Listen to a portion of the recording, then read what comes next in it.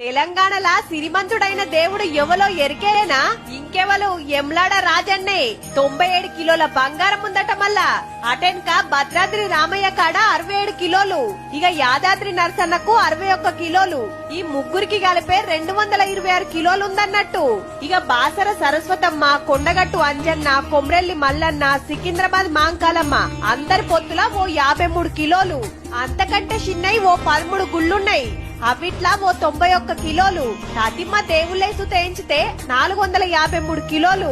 ఇక రాష్ట్రమంతటా 704 గుళ్ళల్లా ఏ దేవుని కాడ ఎంతున్నదో సర్కారోలే లెక్క తీస్తే 1048 కిలోల బంగారం ఉన్నట్టు తేలిందట.